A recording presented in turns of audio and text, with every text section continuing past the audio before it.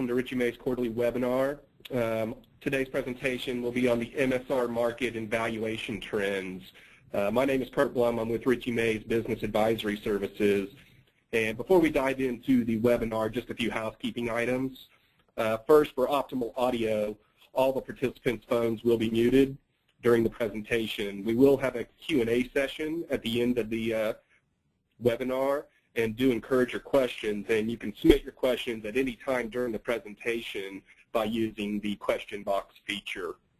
And if you did not receive a copy of the PowerPoint or the slide deck, please email us at info@richeymay.com, and we'll be happy to forward it on to you. But those did go out about 30 minutes ago to everybody that was a registrant.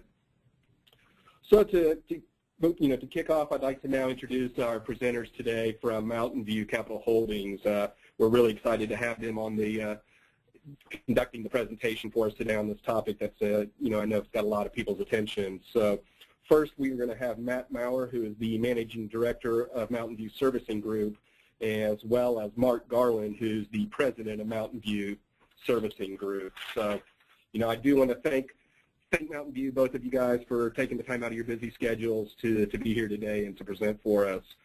So with that, I'm now going to turn it over to MountainView so that we can go ahead and jump into the material. Excellent. Thank you, Kurt. This is Mark Garland. I'd like to thank you and Richey May for allowing us to speak today, and thank all of the listeners. Hopefully we'll be able to bring some value to you on what is not always a particularly transparent marketplace or an asset that gets modeled particularly easily. And with that, we'll start out with Matt Maurer explaining to you a little bit about the market activity and trends. Great, yeah. My name is Matt Maurer. I used to be an analyst here at MountainView, and then switched over to the dark side and did the sales about, I guess, 3 or 4 years ago now, and handle a lot of the brokerage business that we do here. So, to start off, it's going to kind of show you kind of what kind of volume we've been seeing throughout the year. I haven't been in the industry as long as a lot of other people here at MountainView, but historically, this is a lot more deals getting done in the last year from us and our peers than probably any time in the last 15 years. So, from January to October, we had marketed 39 deals. That's probably, to give you some color, December is going to be a bit busy month for us as well. We had to pull the bid on Friday, pull on Tuesday, Wednesday, Thursday, and Friday of this week. So there's probably another $6 billion that we marketed this month and another $3 billion that we marketed last month. So these numbers continue to grow. As you can see, it tends to be heavy on the conventional side, and it's more of an issue of what servicing is being held by independent mortgage banks and sellers. And obviously, there's a lot more Fannie seller servicers than there are Freddie seller servicers, and especially Ginnie Mae issuers. So as you can see, about as far as what we marketed, and this probably holds true in the overall market, Fannie is the largest share of what we're seeing hit the market. Throughout our deals, we've had 18 different buyers, including 5 different banks. And just want to highlight that because there is bank interest in the asset. Banks typically have better economics. They usually have economies of scale. All independents know that they have cheaper cost of funds, and so that they have some advantages that others don't. So if they show continued interest in the market, that's going to be that's just to keep pricing strong for the going forward. So the next slide just kind of highlights kind of deal flow by month. Not a huge amount of trends here. I think last January and February we had people preparing for a tough Q1 as everyone saw volumes down, margins down, and so we had guys managing cash flows, selling. We also, there tends to be, whenever there's a spike in rates, we have more people opportunistically selling. So we had to move up in rates, last winter. I think it was probably last December, which is going to drive a lot of people to, opportunistically sell the asset to get a higher execution. I can't really explain why March was down, but some of that was just because January and February were higher. Pretty consistent flow throughout the month. Various reasons why guys are selling. A lot of it is cash flow management. On the conventional side, the majority of guys will book gains upon sale. So there is a lot of opportunistic selling going on. And then, lately, and kind of the deals we're seeing, again, is cash flow management, and more, there is a little bit of concern from some of our sellers about, rates continuing to go down, and so they're selling now in order to reduce their interest rate exposure related to the MSR asset. And just to jump in here for a moment, Matt said something very interesting, and I got to tell you, we love speaking to accountants. You guys implicitly understand what, frankly, a lot of people on the operational side don't. The very process of capitalizing the mortgage asset runs it through the income statement. So inevitably, if you put a basis on the asset, you turn around and sell it. And that's absolutely right. Most of our clients are realizing gains. But it's not like it was back in pre-1995 where there was no capitalized basis, where you could debit cash and credit gain on sale and show a big gain on sale through your income statement. So I can't say enough. A lot of these sales, even though there is a little bit of gain to be had, a big driving force is cash. By the very nature of the asset, you're deferring cash today by not selling it and having it trickle in over the next 10 years. So there were several scenarios, especially coming out of the first quarter, where production was so anemic, largely because of the weather events in the first quarter. A lot of guys really found that their net production was coming in at a loss. When you accounted for gain on sale, cost to originate, origination revenue, they needed to sell servicing to get cash home. So yeah, continue on. I highlighted this a little bit already. Why are we seeing more Fannie than Ginnie? Some of it's just, appears there's a lot more Fannie credit servicing than Ginnie Mae servicing being held by independent mortgage banks, community banks, people that typically aren't deemed long-term holders of the asset. And then, I kind of mentioned as well, stronger relative execution on Fannie and Freddie. We have guys bidding on, portfolios of reasonable size, and we'll get into this in a little bit, at 7 or 8 kind of unlevered yields for, given their economics. They can do that based off of kind of where they see IO securities trading, and do that and there's a little more certainty of cash flows on the Fannie Freddie side than Ginnie. So we're just seeing a stronger relative execution. So more guys that hold both assets, Fannie and Ginnie servicing, are choosing to sell conventional over Ginnie. And one of the reasons why the Ginnie Mae market's not as strong is, no banks.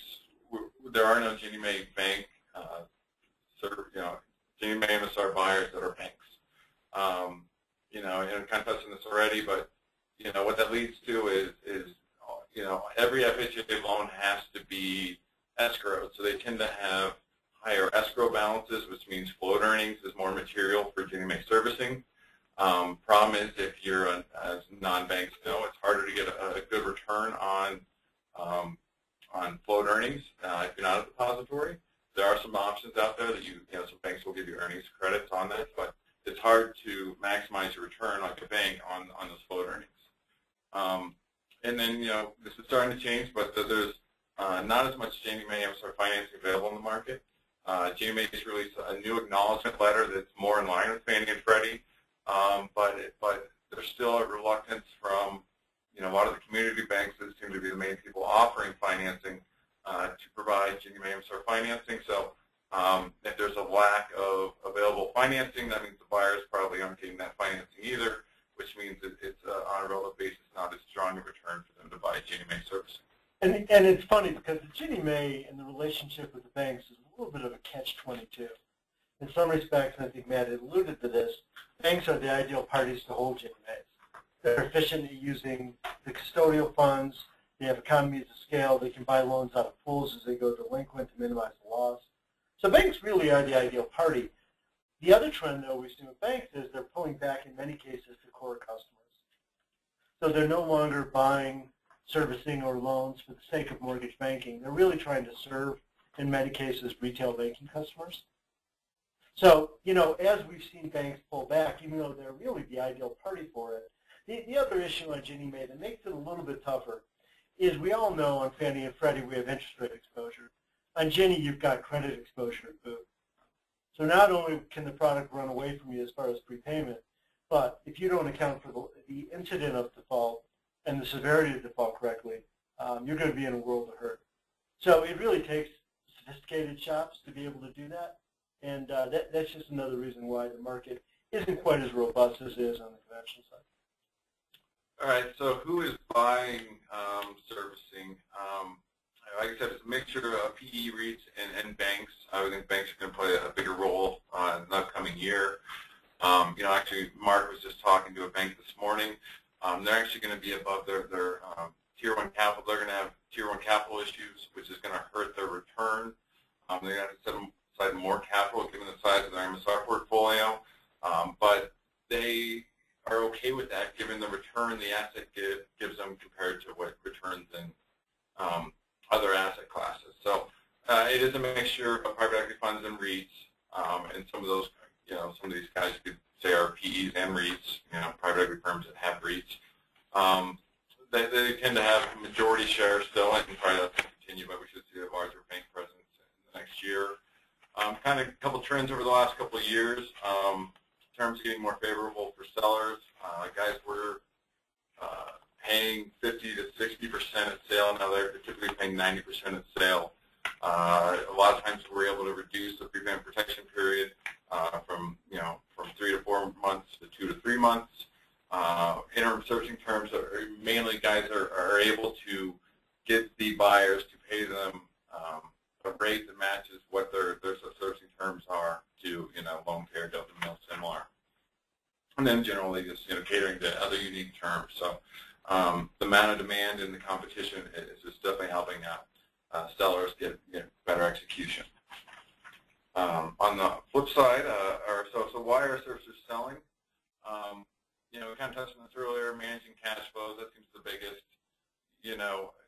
As we know, since margins have tightened over the last couple of years, a couple of years ago you could originate a loan, be cash flow positive, and retain the servicing, in essence, for free. Now margins have tightened, and you originate a loan in most cases, not all cases, you're having to come out of pocket to retain the servicing. So we deem that cash flow negative. So if you were to retain 100% of your production, you're going to have a cash drain, and eventually guys are going to have to sell in order, to be able to retain more servicing going forward. Mentioned as well, improved market execution. Can't say this for sure, but and I'm sure Richey May could see this from their clients.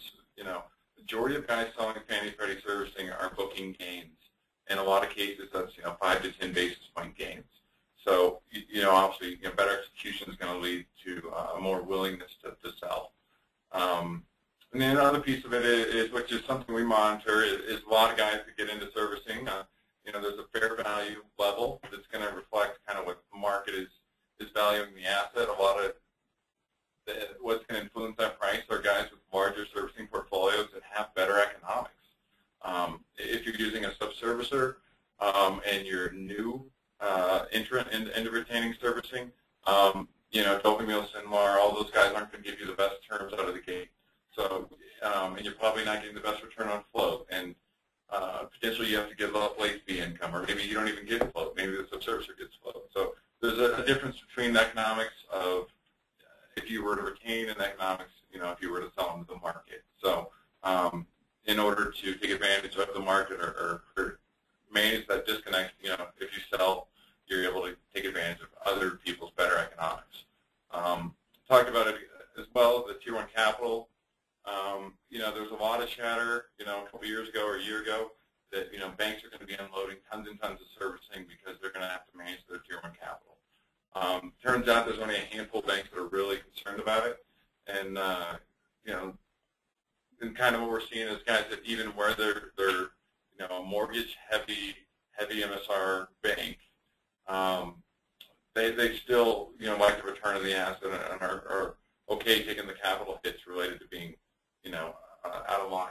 Yeah, and there was an issue, I think, that the regulators didn't intend when they were talking about the Basel issues, and they said, okay, 10%, but 15% when you add in deferred tax assets. And of course, we all know for a lot of retail products, you get deferred tax liability. So there are folks whose gross capitalized MSR asset looks like it exceeds the threshold but when they throw in their deferred tax liabilities, their net position is below what they need to contribute to more. And to Matt's very point, you know, we sell servicing for a living, so we've talked to everybody in the world about that prospect. What we hear from a lot of banks are, well, that's great, so I sell the servicing. Now where do I put that money? You know, and how do I get that return back? And so there's really been an acknowledgement, I know Matt's about to talk about this just a moment, that the return on servicing for the risk you're taking is still a very attractive thing in the marketplace. Yeah.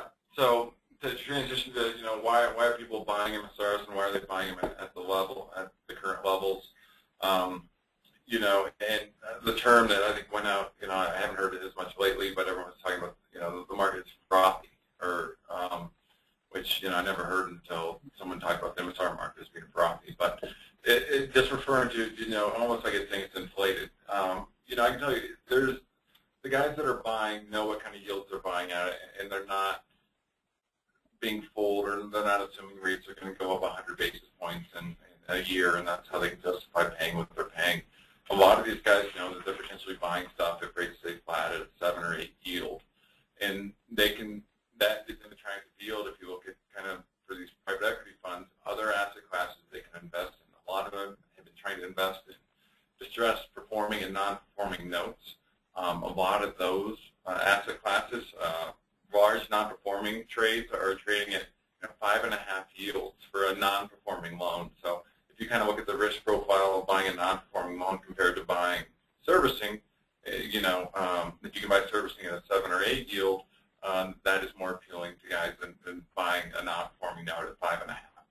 So just kind of relative to, you know, other returns in the market, and just because we're in a low rate environment, you know, the current yields the guys are buying at, you know, are attractive. So that's definitely helping pricing in the secondary market.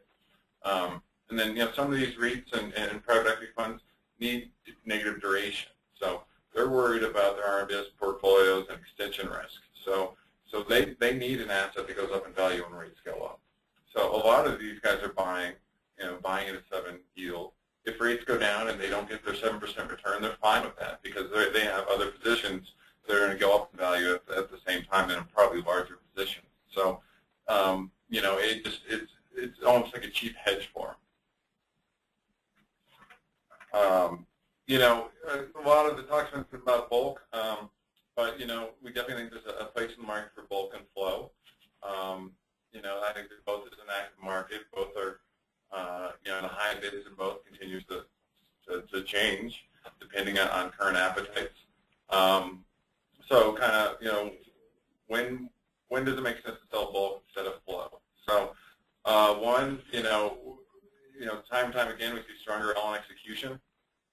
That doesn't always hold true. There's cases where that I'll mention below where you know, we think, you know, guys will come to us and go, hey, someone's willing to pay me this for my, you know, California TPO servicing, and we say you should take that bid. But in most cases, stronger on execution, and by that, if we take your, if we compare your price that you get, you know, selling flow, your net execution selling flow, and then compare that to your bulk execution, all in execution, all cash flows. So that includes your boarding fee, your deep boarding fee, your MERS fee, your tax contract transfer fee, all those fees, brokerage fee, you name it, and then you compare that to the cash flow that you receive for the first couple of months while you're aggregating up the servicing, which is typically 1.5 to 2 basis points of positive cash flow each month, because you got to remember no loans are prepaid and all your loans are current at the beginning. So you know, you have the lowest cost of service and you get the most service fee income, and so those are very valuable months to own the servicing. So you take, you know, that positive servicing net income every month, plus your higher execution related to guys bidding at lower yields on a bulk basis and flow basis, net all other fees. You know, we're typically seeing guys get, and this number has come down. It was probably 7 to 12 basis points. Now it's 5 to 8 basis points as the flow market's gotten a little bit stronger. But people are getting stronger execution on a bulk than a flow. You know, and a lot of that is in relation to being able to take advantage of a competitive bid process. So, you know, by that it is, you know, we have a sense where the market's going to be. We have targets for each kind of deal that we do, but you never know when someone, the best call for me to get as a salesman is, hey, I can't lose this deal. Tell me where I need to be to win. And so we get that more than you think. So what ends up happening, guys, is saying, hey, I have a platform to feel, I have money that I have to spend. I just have to win this deal, and they bid accordingly. And so we end up, we never know who that's going to be, but more often than not, we get those type of bids that stick out and continually see people get better execution. Yeah, and thinking about flow and bulk, there's no question flow is a decent execution to get into. It really is. It tends to be steady Eddie. The nice thing about it, though, is one of the things we think about is what we call fair value decay. And for anyone who's running their portfolio on fair value, you've got to do a fair value reconciliation in the notes of your financial statements. And we think of fair value decay as what happens to the portfolio over time. Forget actual prepayments, forget loans you're adding onto the system, forget changes in interest rates, just as loans age from period 1 to 2 to 3 to 4. So period 1 to 12, we're going to argue you're going to get a certain amount of cash flow. You then think that would be less what you get on a bulk price. The irony is you're going to get a price that doesn't acknowledge the depletion of those first-year cash flows. You're going to find that the amount of money you received in the first year is not reduced in the bulk price, one for one. Probably 80% of what you receive will still make it into the bulk price. So it's one of these funny little anomalies that's hard to explain, but fair value decay is something that you can actually recoup when you hold product for a year, rates stay the same, and then sell it that much later. So the opposite of that, why would you sell flow instead of bulk? The main reason is timely payment of the SRP. Within that month, you're going to get paid for the servicing in lieu of having to wait, and say, 4 or 5 months as you aggregate and you go through the sale process. Set pricing, pretty much, there's no interest rate risk. So, one of the benefits of holding servicing is when rates go up, value goes up, but also when rates go down, your value goes down. So, you are taking mark-to-market risk, holding servicing. Unfortunately, model and pricing and execution is going to depend on your current rate environment, and so you are taking on that risk. With that, then obviously it's easy for CFOs and mortgage banks to manage or match up their cash needs. And then, as I mentioned earlier, there are instances where we do see guys paying very aggressive levels, higher than what we think the market in general is paying. And it makes sense to take advantage of that, and those guys will best X, almost all the time, no matter what kind of instance, because they're paying such a strong price for a subset of your portfolio. In that case, we would recommend you continue to sell to those guys. And so, all right, so what affects, execution? There's, we hand out tombstones to kind of give guys an idea of kind of where the market is, but honestly, if you look at those tombstones, you can't tell if it's a weak bid, a strong bid, or just a crazy strong bid, because there's so many variables that affect the pricing. So on a modeling basis, obviously some of the biggest ones are, weighted average coupon. What's the moneyness of the servicing? Is it in the money, out of the money? Par rate, loans that have a higher interest rate are going to prepay faster than the loans that have a lower rate, and so they're going to have more value. Weighted average term, the longer the maturity, the more valuable. Age, newer the better. Loan size, we'll talk about this on another slide, but loans that have a very small balance, you have a fixed cost to service those loans, and you have a variable servicing fee, income, and so you receive a small income on a low balance loan, and your costs eat up a good chunk of those, the income you receive, so it's not as valuable. So also on the very high end, we see faster prepayments for stuff that's above $350,000 or whatever cutoff you want to get. But high balance loans have a higher tendency to prepay, so those are less valuable on a relative basis. Geography matters. One, certain states prepay faster than others, and then it's value of your float earnings, which is a combination of your escrow payment frequency. So how often do you have to make your, pay the county taxes? If it's once a year, those escrow balances are going to be, average escrow balance to be nice and big. If you got to pay it quarterly, obviously it's going to be much smaller. And then, some states like New Jersey and New York, although people don't necessarily like to have servicing in those states because of the judicial treatment, they have higher property taxes, so they tend to have higher escrow payments, which leads to higher average escrow balances, which makes it more valuable. Obviously, current delinquency levels matter. More delinquent, the less valuable. And then, the future credit risk of the servicing. So, if it's high LTV HARP or high LTV VA IRRRLs or low FICOs or whatever it is that can lead to future delinquencies, that's going to hurt pricing. And then a big one is the origination channel. And we see this time and time again as far as execution. We recently had 2 deals that were both California servicing, similar size, similar counterparties. One was retail, one was third party. We had about probably about 11 basis point difference in execution related to the retail compared to the third party. So buyers do look at the channel. When you are valuing your servicing, you do need to understand kind of how the market's going to look at it. If you're retail, you're going to get benefit for that. If you're third party, the market is going to hit your execution for that. And some of that, and Matt brings up a great point, some of it's not only channel, but it's channel by entity. And this is where, for those of us who price the asset for a living and, basis points and several basis points matter in getting it right, it becomes really complicated. We find third-party channel absolutely dictates some speed issues, but so does the entity. And we see people who churn portfolios, we see people who don't. We have clients that, as of November, the increase in speed over the last 2 months were a 2 or 3 CPR. We have clients where that increase in their previous month's speed was 50 to 100%.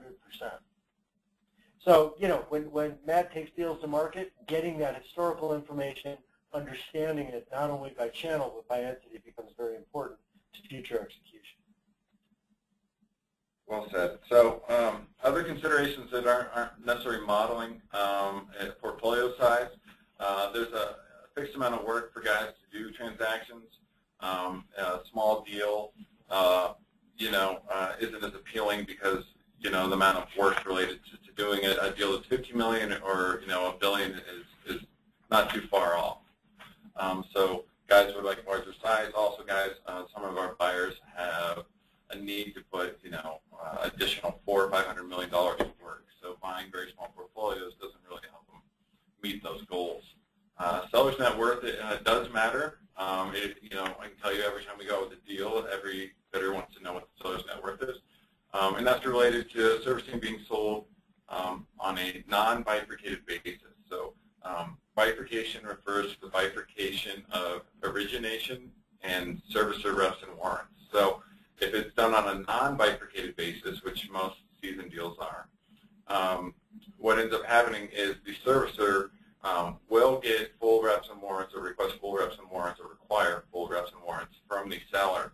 However, that seller, if that seller goes out of business, the servicer is on the hook for the repurchase. So pretty much Fannie Mae would go back to, buyer to the buyer, and then the buyer would go back to the originator. If the originator's not there, then the buyer's on the hook.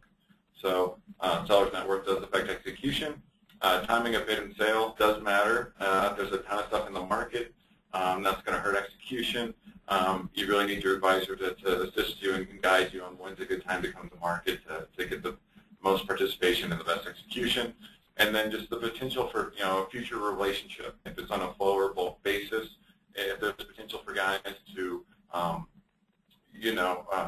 get more business, they're obviously going to provide better execution. So if we kind of take all of those considerations from the last page, and that's kind of what the results are. So we created this is a scatter plot of all the executions that we received in multiples for all those deals that are kind of highlighted on the first 2 pages. Ideally, there'd be some nice good trend lines here. As you can see, though, a lot of the factors you mentioned do affect execution. So this page is kind of more to just show you that, you'll see trends like, we would expect higher escrow pools to have, higher, expected return on float, higher, resulting in higher price. You can kind of see that in the top right graph, but, obviously it's not great data. The one on the top left is looking at moneyness. So, where it is at time of sale, what was the weighted average coupon compared to the par rate, at that time. So obviously the more discount the servicing, the higher execution. You do see a trend line there, but you see some outliers as well. And then the bottom two just kind of go over loan size and portfolio size. Obviously, same thing. We'd expect a better execution on a multiple basis based off the size, but as you can see, there's a lot of other factors that come into play. And these four scatter graphs, which are incredibly scattered, they absolutely do show a trend. But I think what it points out more than anything is there's really no silver bullet here. Looking at spread to current coupon, looking at the expiration, loan size, portfolio size, seller name, past history. Every one of those factor in to the price, but we can't say, this one item here gives you a nice line, and we have every data point around it. It really is all these lines sort of take all these data points taken in conjunction, which allow us to get predictive on pricing. So one of the items or questions I get asked a lot is, what's ideal size to come out to market with? And so, these are more just kind of guidelines. Obviously, it's not like guys put in their model, oh, this is, a $90 million deal, so I'm going to take 10 basis points off my price. But some general guidance on kind of how the market looks at certain size deals. So, kind of, when guys come to us and say, hey, we want to sell, $80 million of servicing, does it make sense to sell now, or should we wait till we retain more and go with the larger package? We're going to say, yeah, it makes sense unless you really need that cash flow in the near term to wait until you have a larger portfolio to sell. So, the chart that just kind of highlights kind of the difference in what we see in execution levels given different sizes of portfolio. It is interesting to note, once you get above kind of $4 billion, you don't necessarily get better execution. When you get to that realm, when you have $40, $50, $60 million spends from the buyer, you do get a limited amount of participants, which hurts execution. And also, it's worth noting, if you're over 25,000 loans, you have to get beyond your Fannie or Freddie approval. You have to get approval from FHFA. Not that they won't approve it, but it's just going to draw out the process. It's going to make it, in lieu of getting a deal done in 5 weeks, it might take you 2 or 3 months. One thing that when we talk about state prepayment speeds, is just kind of to illustrate kind of what MountainView looks at and kind of tracks over time, and what the market looks at as far as states. So, a couple of interesting things here is a couple of the faster states are states that have strong housing markets. So what we kind of transitioned from is a refinance market to a purchase market, even though I think purchases are still only 40 or 50% of the market. The fact that Texas, which is historically a very slow state, is now prepaying faster than the national average. And a lot of that's just related to how strong the purchase market is in Texas. So, over time, will that go back to a more to its normal slower than speeds? Probably, but in the short term, Texas is now prepaying faster than several states that like California, that typically are very fast states. So it's something we look into and we monitor, and it does affect execution. So that was kind of want to illustrate why state matters on a speed perspective. So I guess the question is, why do we have so many different winners? Why isn't there just one guy that's the best bid in the market? Well, a lot of the guys that are winning do have low required returns. They've raised funds at lower yield hurdles than other guys, but they don't necessarily win all the deals because there's a lot of different aspects. So one is how they're modeling speeds for a specific portfolio. The one thing we know, everyone's model is going to produce a different output. So no one uses the same model. There's no consensus on what speeds they're going to be, and everyone has their own opinion. Cost of service, there are guys that have, like banks that are, if they come to buy, they might have a higher required return, but then they have a cheaper cost of service, cheaper cost of advances. They have the ability to cross-sell the borrowers for different bank products, so they can make additional ancillary income than a non-bank can, and they can make a better return on float. So a bank can go in and bid at a higher yield but have better economics and beat out some at the lower yield. And everyone has their own unique set of, probably each line item here. The very last one being, kind of recapture. So, we have some buyers that are originators and have the ability to recapture some of their runoff, and they can build that into their value, the value that they're paying. So they're going to be more likely to bid pools that are premium than someone that is a pure servicer that doesn't have that recapture ability.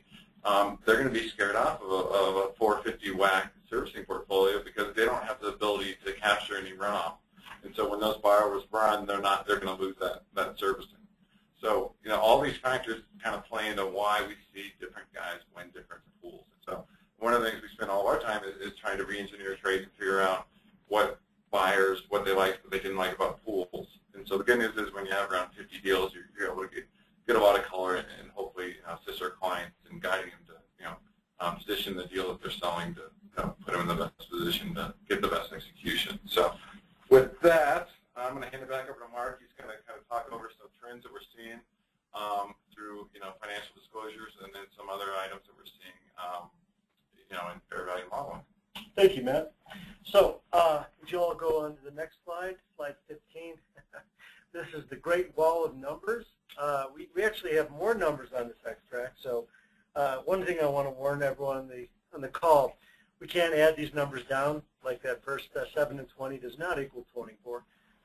The intent of showing this was to show you, for all those folks who create public disclosure, we can glean some really good information on what's happening to the servicing market. And before we go into this, you might go, well, I don't retain servicing. This might not matter to me. Whether you retain or whether you don't, whether you have a small portfolio or large, we assure you it matters to you because at some level you're probably selling that asset out. And the guys who are ultimately buying it are dealing with all the same issues of the people who are ultimately making this disclosure. So with that, let me jump off and point out a few things. The first highlighted line, which is I think the third row in, which is called net MSR risk management results. Here's what we want to show. When it comes to interest rate risk exposure, all these numbers are positive. That basically means for the change in the asset and the change in the hedge, everyone made money who hedged it. That's a very interesting concept. Arguably it should cost some money to hedge a portfolio. It just so happens that we had a very, very steep yield curve, which is becoming a whole lot less steep right now, and that creates an environment where you actually make money hedging. Then scroll down a little bit under MSR valuation details. That first line, the MSR implied price. Over the last 6 quarters, you see it gravitates to being around a point. I can't tell you how much I hate this because everyone calls us up and said, yeah, that's right, servicing's worth a point. Let me remind you real quickly, in this are fixed and ARMs. In this are new and seasoned. In this are Fannie, Freddie, Ginnie, and private. And so we can see a wide variance. Sometimes servicing is worth 50 basis points. Sometimes it's worth 1.5 points. And, even though we see entire portfolios mashed together being right around a point doesn't always make for a great proxy of the servicing asset. Now, jump all the way to the bottom with me where we see FNCL and 10-year swap. FNCL, for those of you who don't know, is the Fannie Mae current coupon or the par pass-through rate to the investor. And then down below that is the 10-year swap or the risk-free rate. These are the proxies that we look to think when servicing goes up or down. Matt and I will always find it funny when the press will say, it looks like banks don't like servicing because this quarter they all wrote it down.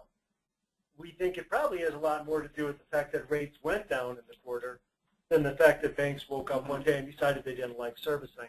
Conversely, they go up. So there's no way of getting around the fact that this asset is incredibly sensitive to interest rates. One last thing I'd like to point out to you is if we actually jump up a little bit to the the line right below the net MSR risk management, I think it's the fourth row down, percentage change in MSR right up or right down. This asset is a very volatile thing. If you were looking 2011 Q3, quarter over quarter, the asset lost 25% of its value. Now, we're not accounting for hedge, just asset itself. Conversely, if you look at the second quarter of 2013, the asset picked up 13% of its value. Not a lot of assets are that volatile. The good news is, with a little bit of hedging and risk management, you can make a good deal of that go away. Next slide. The next couple of slides are just graphs to show you the elasticity of interest rates and the MSR value. So when you see off to the right it says market yield, in reality what we're saying is those are sort of the interest rates that go up and down. Again, the FMCL, or the Fannie Mae par coupon, and the 10-year swap. And then we have off to the left the servicing multiple or value. So as those interest rates go up, the value goes up. As they go down, as the interest rates go down, so too the value. Next slide. Here we're showing what we call empirical duration. And there's a lot of confusion around duration. Duration can be used two different ways. One is as a proxy of time. That's not how we're using it here, though that's a completely acceptable use. We're using duration as yield sensitivity. For a percentage change in rates, what happens to yields? And you can see that servicing yields move up and down along with interest rates. And the final is fair value decay. We define fair value decay as anything that will degrade the value over time that is not interest rate related. So really changes in data. And again, you could imagine as loans prepay faster because interest rates go down, you're ultimately seeing this relationship. A month of value when values are falling is a considerable hurt compared to when rates are rising. So all three of those really kind of say the same thing. And really, slide 19 is the summary of those graphs. We know that there's interest rate exposure in servicing. If you don't, just take a look at your prepayment speeds over the last couple months. Now, for many of you on the phone, this is a good thing. You will originate many more loans and you would capture a great deal of what prepaid.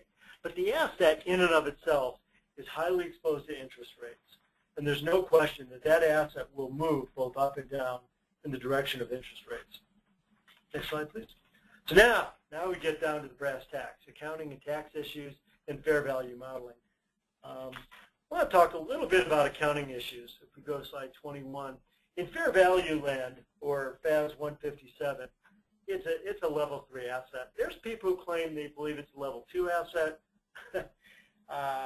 Okay, we define level 2 as there's general consensus as to value, but not necessarily consensus as to how you get there. We see that with agency trust IO, or IOS.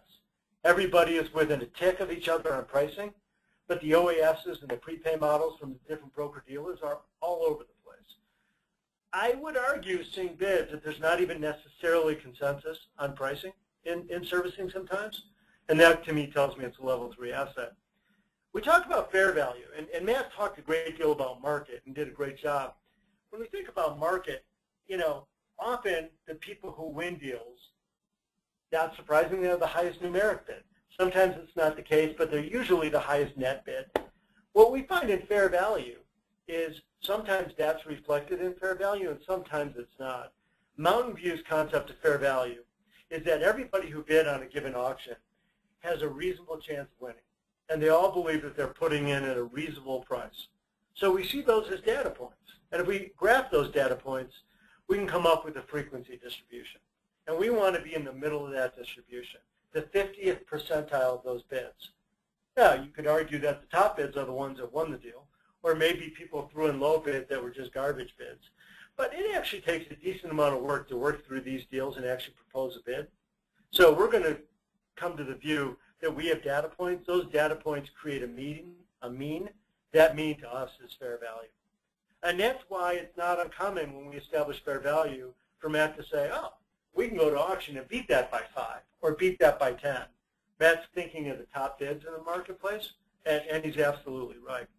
Capitalization level versus existing book market spread. For those of you out there who are low comp, we've seen folks during periods of tough production cycles decide, frankly, to capitalize at a more aggressive rate. Part of the reason why is they realize that their book is well below where market is. And when they're adding product at, frankly, a higher price, it's still going to fold into something which is conservatively stated. That's not an uncommon practice. You know, you could argue, with the exception of float earnings, par is par. It doesn't matter whether we're in a 10 environment, a 5 environment, or a 2 environment. When a loan has neither an incentive to prepay or a disincentive, they should all be priced the same. But what we found is when we're in a sustained rate rise, all of a sudden capitalization rates go up. And it isn't explained purely on float earnings. It's largely explained on the fact that the capitalization of the MSR contributes to gain on sale of the loan. And often when gain on sale starts to waver, people look to capitalize a little bit more aggressively. Tax issues, this is something we know a little bit about, enough to maybe get us in trouble with this audience. There's no question that production channel has either tax benefit or tax detriment. And we see that with certain channels where people will pay up a little bit more because they're able to take advantage of the tax wedge. It's about the deferral of the tax liability as opposed to the tax liability being paid up front.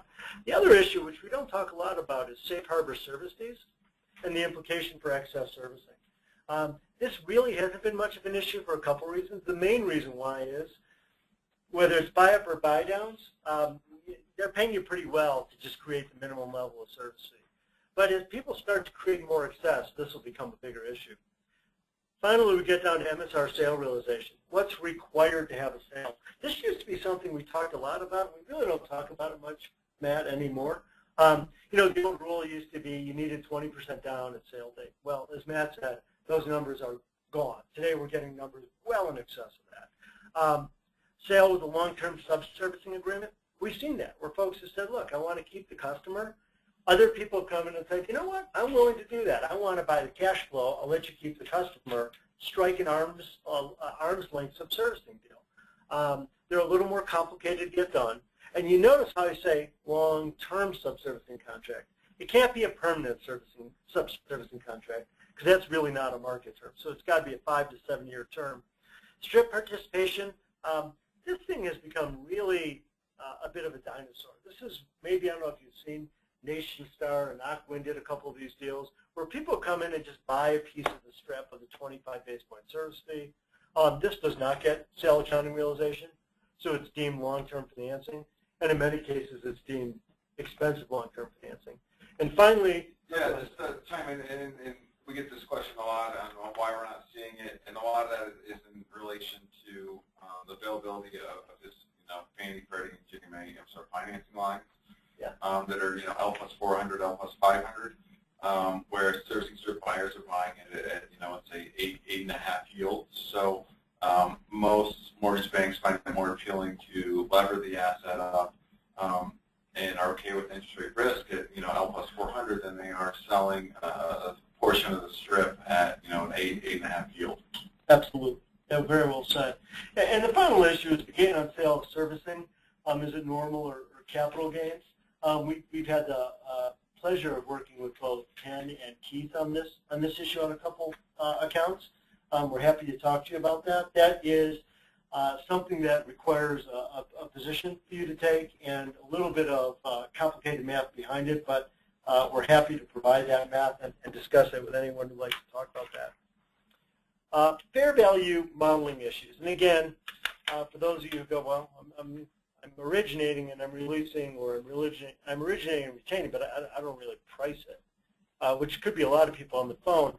Anything facing somebody who's modeling the asset faces somebody who holds it and sells it. So there really is relevance for all of us out there. Again, level 3 asset, there's operational risks in cost to service. There's no question it's a relatively complex model. So relatively complex asset to model. There are ways that you can circumvent that, and it doesn't require the sharpest pencil, but it will account for a good deal of the risk. There are some, we're about to talk a little bit about some of the more complicated ways to model, stochastic pricing versus static. Stochastic really opens up a whole new realm. The nice thing about static as we get into it, everybody understands static. So really at the end of the day, let's not lose sight of the fact that what we're talking about when it comes to servicing is a 30-year interest rate forecast and a 30-year behavioral forecast from the consumers.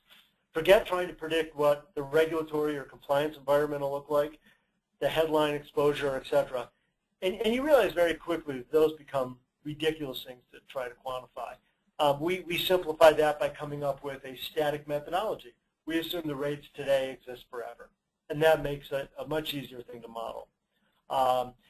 As you're getting into the modeling considerations, as we look at slide 23, you'll take a look, and there are things that we should be thinking about, like HPI or home price improvement, home price appreciation, and for the first time in the history of mortgage banking, we had national home price depreciation, and it was something we had to think about.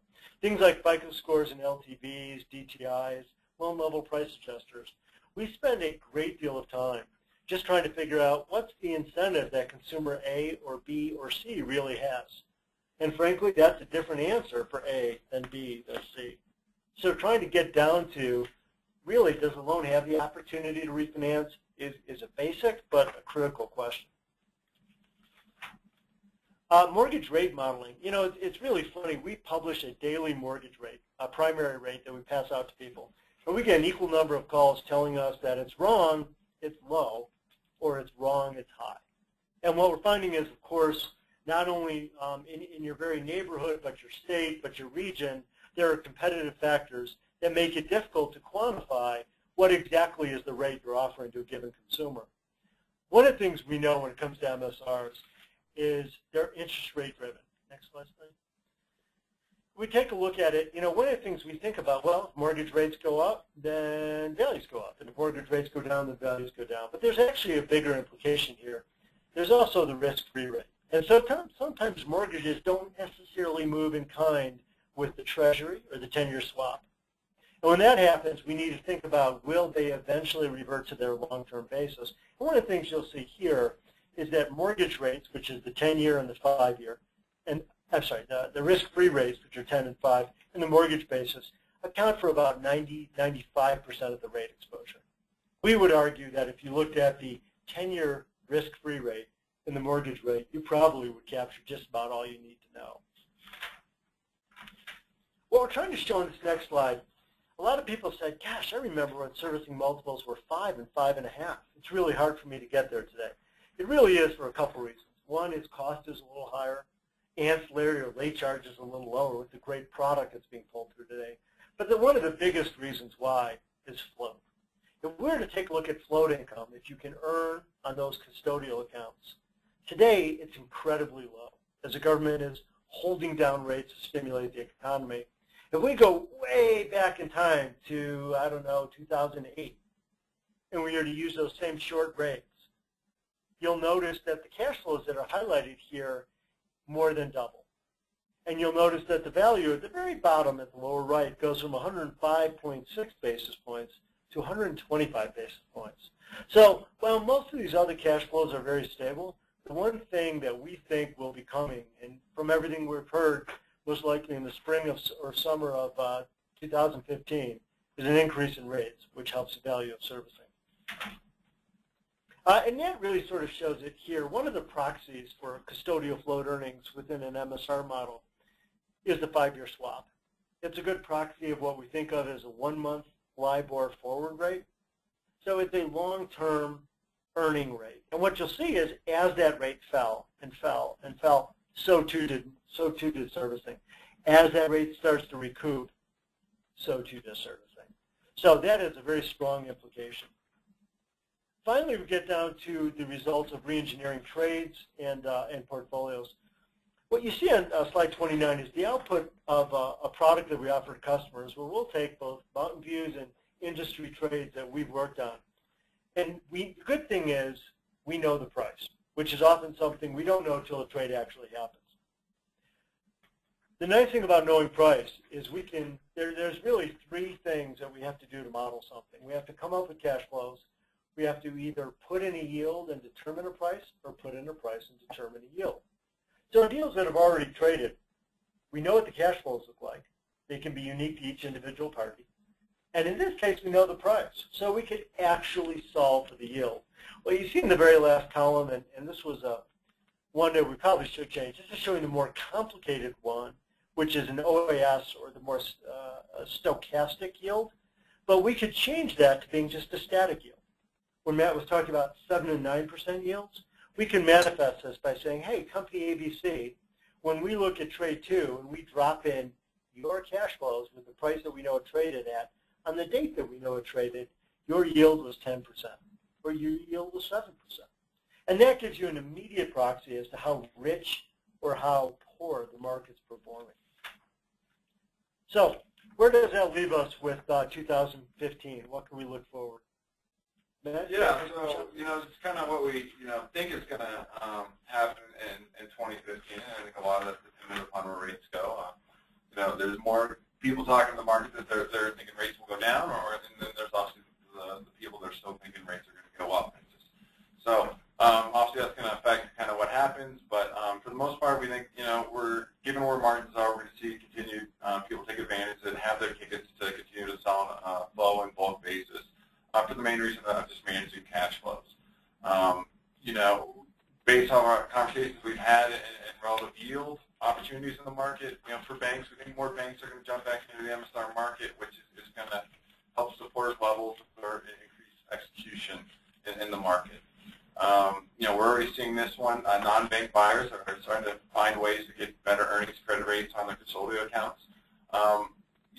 Even if long-term rates go down and we see an increase in short-term rates, float earnings are going to become more material and a larger portion of the overall cash flow. So it's becoming more and more important for independent mortgage banks and not PE firms, REITs, non-banks to get a better return on their earnings. And so they're partnering with banks, either getting an MSR financing line or having banks manage certain things in order to get a better return on that float earnings, and that's going to be more and more material as we go forward.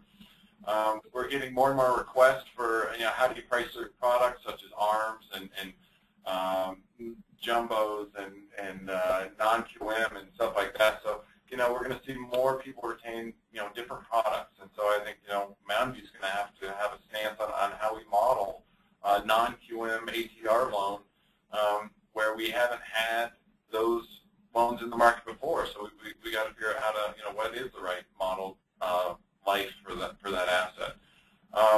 And also what we're seeing is just, technology's gotten a lot better, and with the regulators placing more emphasis on kind of quality controls and everything related to the asset, we're just seeing more intense, improved modeling.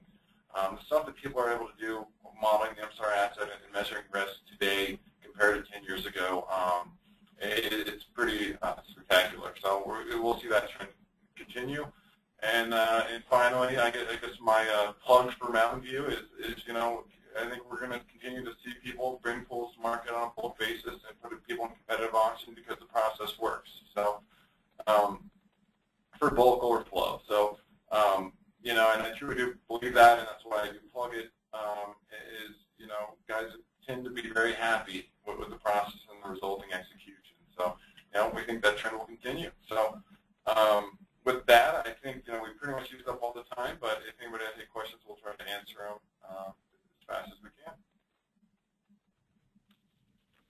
Well, thanks everyone for attending. Right now, if you've got a question, please feel free to submit it. Right now, there's nothing in the queue for a question, but so I'll take the time to again thank MountainView, thank Matt and Mark for their time today. Really appreciate their insights and their knowledge with trends in the MSR market.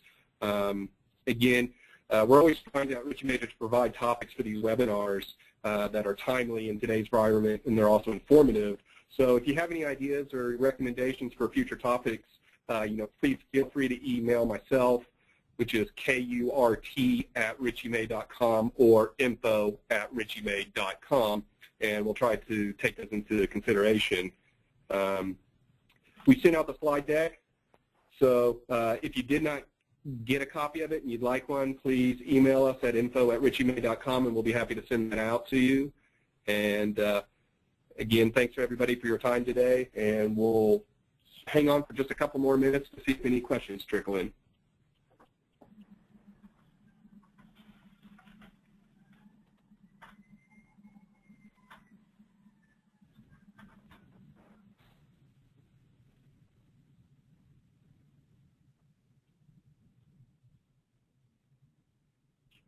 All right, still no questions, so I guess we'll go ahead and wrap it up.